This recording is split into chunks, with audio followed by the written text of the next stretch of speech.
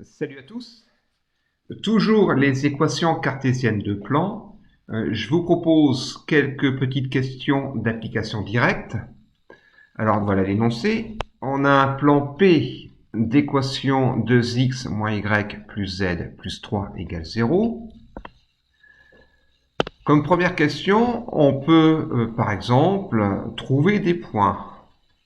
Donc la question serait déterminer les coordonnées d'un point du plan P. Un point A par exemple. Alors c'est pas compliqué. La méthode, elle consiste à prendre deux valeurs au hasard pour x et y, des valeurs simples. Par exemple, je vais remplacer x par 1 et y par 0. Et ensuite, de remplacer x et y par ce que j'ai défini pour trouver la dernière coordonnée. Donc si je le fais au brouillon, ça fait 2 fois 1 moins 0 plus ZA, du coup, plus 3 égale 0. Je termine mon calcul et ça fait moins 5 après calcul. Voilà. Donc, pour trouver des points, c'est facile. Vous remplacez deux coordonnées, x et y par exemple, par deux valeurs simples et vous trouvez la dernière coordonnée. Par exemple, le point B, je peux remplacer y et z par ce que je veux. Allez, je vais remplacer y par 1 et z par 2. Et je vais essayer de trouver x, xb. Donc je remplace, ça fait 2xb moins 1 plus 2 plus 3 égale 0. Je fais les calculs et je trouve xb. Allez, ça fait 5, 4 moins 4, ça fait moins 2 après calcul. Donc je remplace xb par moins 2. Donc voilà une méthode pour trouver des points du plan.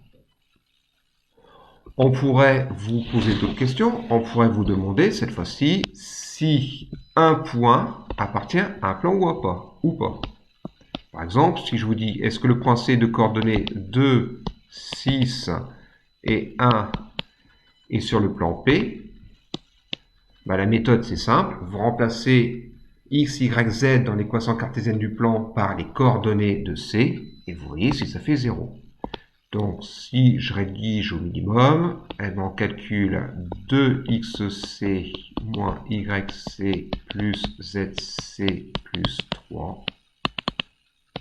Je le remplace, ça fait 2 fois 2 moins 6 plus 1 plus 3. Je ne mets pas 0 tout de suite puisque je ne sais pas si ça fait 0.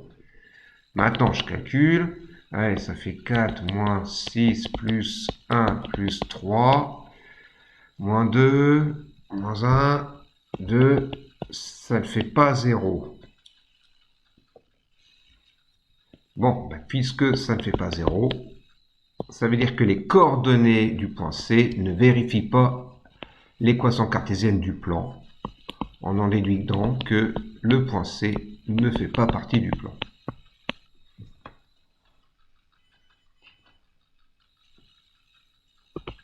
Autre exercice, très direct. On peut vous demander de trouver les coordonnées d'un vecteur normal. Alors, il n'y a rien de plus simple. D'après le cours, on doit savoir que les premiers coefficients ici représentent les coordonnées d'un vecteur normal. Je vais donc poser n comme vecteur normal et comme coordonnées, je vais choisir 2, moins 1 et 1. Voilà, c'est direct. Si vous avez une équation cartésienne de plan, vous avez tout de suite les coordonnées d'un vecteur normal. Autre exercice. On peut vous demander le point d'intersection, s'il existe, de P avec l'axe des abscisses. Donc je vais l'appeler I, ce point d'intersection, de coordonnées x, y, z, i. Et s'il existe, ce sera le point d'intersection de P avec l'axe des abscisses. Voilà, on peut nous demander ces coordonnées. Alors là, c'est un petit peu plus délicat. Je vais faire un croquis pour visualiser un peu tout ça. Je vais faire le repère classique dans l'espace. On le représente habituellement comme ceci. Là, c'est l'axe des abscisses, ordonné. Là, ça représente la cote. Je vais mettre ici, donc c'est le vecteur I, le vecteur J, le vecteur K. Et donc, si I existe, si le point d'intersection de P avec l'axe des abscisses existe, ben, ce point-là, il est évidemment sur l'axe des abscisses. Je vais donc le mettre en bleu. Le point I, il est quelque part sur l'axe des abscisses. Je rajoute le centre. Et en bleu, j'ai le point I, s'il existe en tout cas.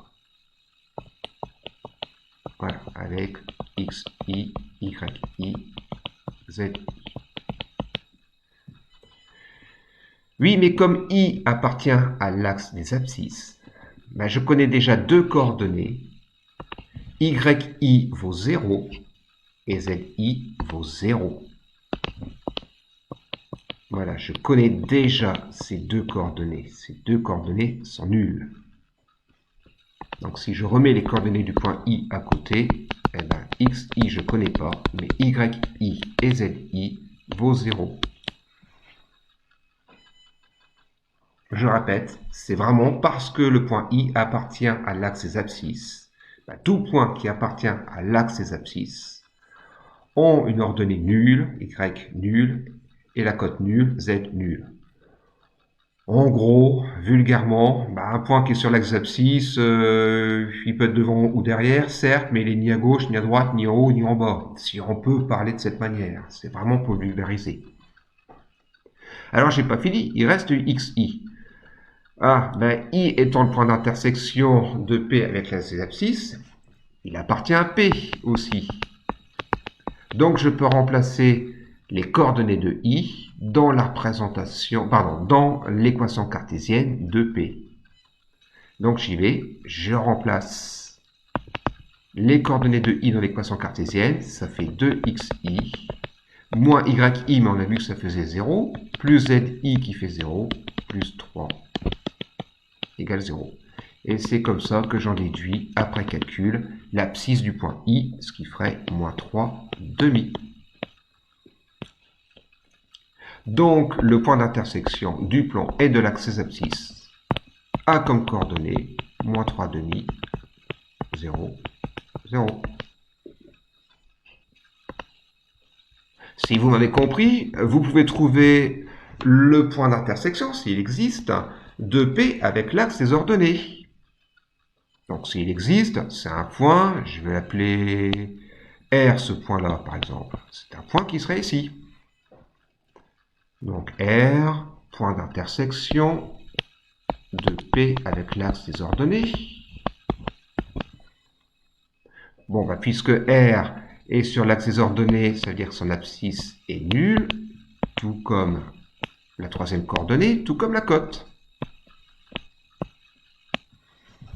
Et pour trouver la dernière coordonnée, pour trouver YR ici, comme précédemment, je remplace les coordonnées de R dans l'équation cartésienne du plan, parce que R est dans le plan. Donc, après calcul, on trouve, je vous laisserai vérifier, c'est immédiat, on trouve YR est égal à 3.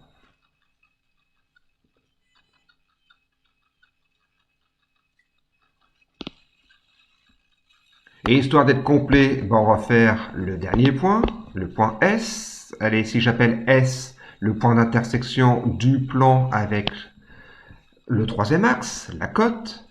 Voilà, je vais mettre le point S ici. Et bien allez, je le fais direct. Si vous avez compris, vous devez penser que l'abscisse et l'ordonnée sont nuls, puisque S est sur l'axe de la cote. Et pour ZS, je remplace.